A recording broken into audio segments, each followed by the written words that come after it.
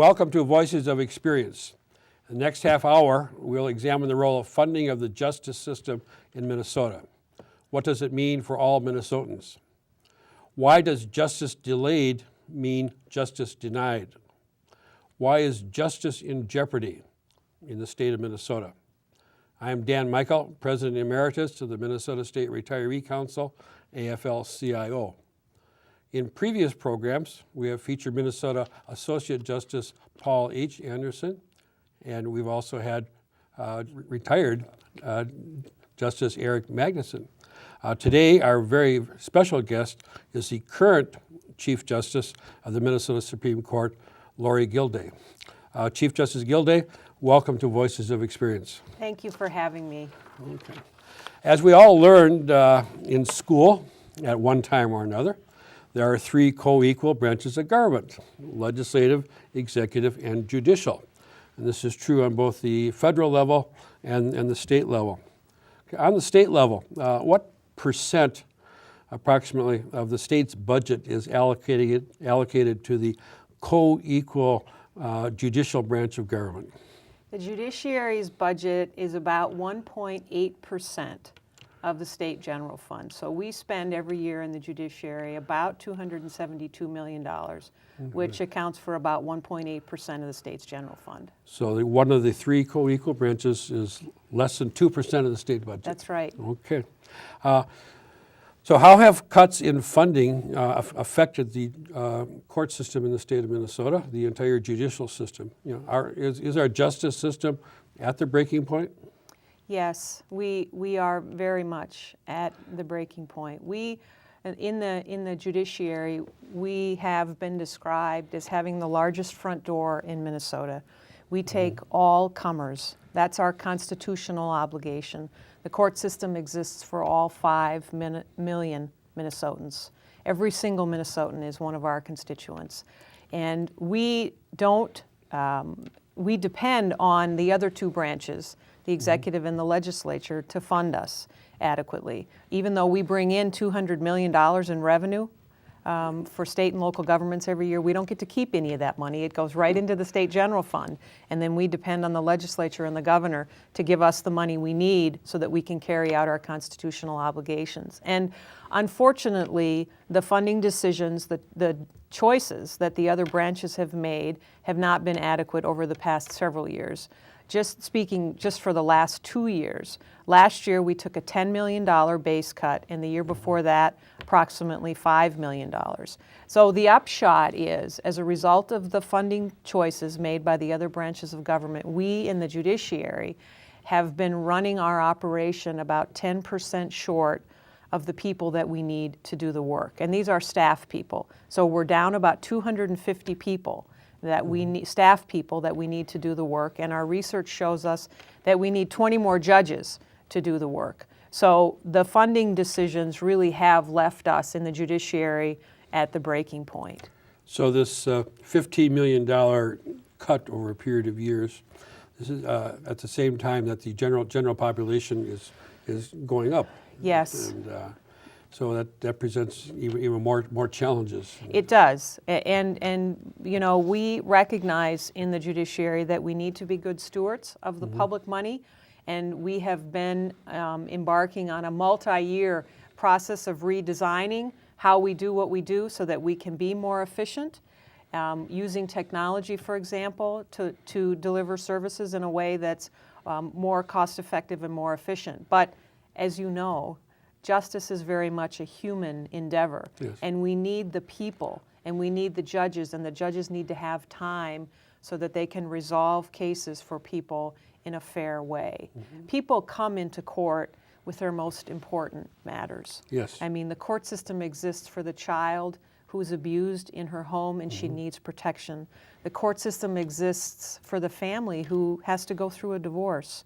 The court system exists for the tenant who needs her security deposit back from a landlord, or a small business owner whose contract isn't being enforced. And of course also for the state, who is seeking to put somebody in prison who has committed a crime and somebody who we are justifiably afraid of. The court system exists for every single Minnesotan. Okay. I do want to ask you one question about your particular job Yes. as Chief Justice of the Minnesota Supreme Court. In addition to the duty of serving on the bench, what are the other duties that you have as the Chief Justice? I participate in all of the 700 or so cases that the Minnesota Supreme Court, that come before the Minnesota Supreme Court every year. I preside at our court sessions, which means I call them to order. I tell people when their time is expired, and I draw things to a close. But I'm also the administrative head of the judicial branch of government. So I chair our policy-making body, which is called the Judicial Council. And I'm also very actively involved right now, as you know, in lobbying for funding for the justice system on behalf of the justice system. So I've been spending a lot of time over at the legislature and speaking to groups, really trying to make sure that Minnesotans are aware of the grave funding problem facing the court system right now. Okay. Now we'll talk about rights that people accused of a crime have in a little while. Let's go back to a subject that you raised. People who work every day and or want to work every day, and they are touched by the court system. I want to go through just a few examples, and you can answer quickly on these. First of all, I want to say I'm the proud grandparent of an adopted child. And Grandma and Grandpa and Aunt were very happy to appear in court with our daughter to finalize the adoption of our grandson. How crowded are judicial calendars? Very crowded. I mean, as I indicated, our research shows that we need 20 more judges around the state in order to do the work that we have. So our calendars are very, very crowded, and our judges are very strapped for time. Yes. And moving from the beginning of the life cycle to the end of the life cycle with death, does the lack of court support staff and as well as the judges, does that mean that there's not a timely resolution to the estate of a deceased person? That absolutely can happen. In fact, I was in a meeting just the other day where I heard a story about somebody who was trying to probate a relative's estate, and the person passed away in November, and they weren't able to get a hearing for several months into the future, 4 or 5 months into the future. Meanwhile, the assets are sitting there, and they can't get the thing through probate because of the funding problem facing the courts. And a house may have to be disposed of. That's exactly right. And stocks or That's exactly right. savings of one type or another. Yeah. Yes. You mentioned the subject of divorce. Once that's not all that uncommon anymore. Once a person has agonized over this major life decision and files for divorce, there may be considerable delay before a case is heard. And, lives are put on hold. Are matters of family law facing the same delays due to lack of funding as other areas of the law? Yes. Yes. It's a systemic statewide concern. Every case type is impacted. Every single case, and you mentioned contracts. And, Yes. If a person who is involved in an auto accident. That's exactly right. And I heard a story about that kind of situation just a few weeks ago, where the case was so when you file a case, you go through a process of discovery where Yes. each side finds out information about the other, and then once that process is over, then there may be an opportunity to get the case disposed of or some of the issues taken away, and then you have a trial. And this lawyer was telling me, for heaven's sakes, we've got discovery done in July. The case is ready to go to trial, but we can't get a trial until next July. So meanwhile, the alleged victim is sitting there, and as you said, everybody has to put their life on hold. Yeah. And the witness may not. That's exactly right. Memories may not fade. Be there, may have moved. Memories fade, absolutely. Yeah. Absolutely. Okay. Would this ever happen in the state of Minnesota? I'll give you a scenario. A person takes a day off work to go to a local court to dispute a traffic ticket, or to handle some other matter, and arrives there in the morning, 9 o'clock, and then boom, the court closes at noon one day a week. What is a person to do It's a very unfortunate situation that we've come to. We have our courts are organized into judicial districts, 10 of them around the state, geographically based. And in 6 out of 10 of our judicial districts now, we're closing public service windows, the place where the public comes, like in your hypothetical, to transact business, a half a day, a week, because of the budget problems. Yeah.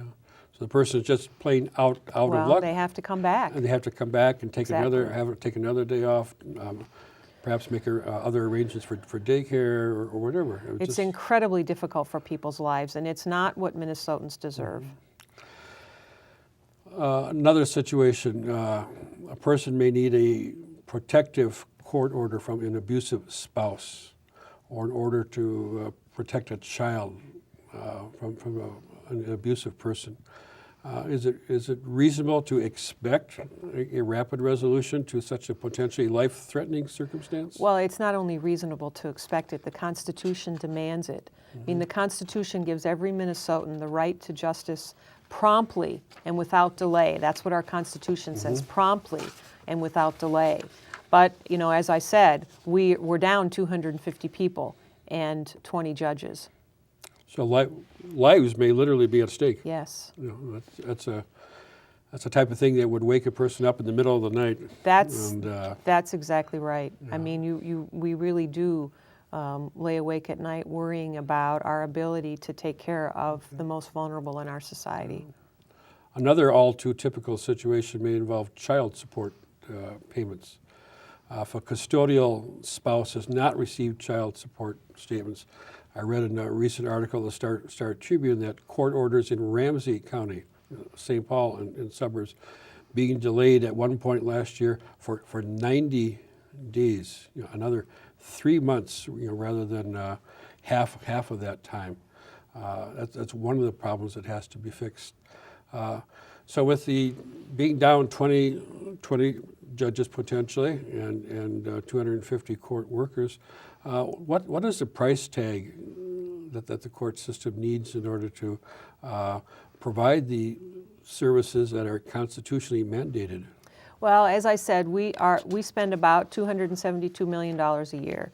And our budget request this session, we recognize the historic nature of the financial challenge facing our state right now. And so in our budget request, what we're asking for this session is to be held harmless. We're saying to the legislature, look, we're right here right now. The water level in the judicial branch is right here. And if we tread water really, really hard, we can stick our nose up above the water line just enough so that we don't drown. But if you take any more from us, we're going to fall below the water line. So hold us harmless. That's what we're saying to the legislature and the governor in this session, given the magnitude of the financial challenge facing our state.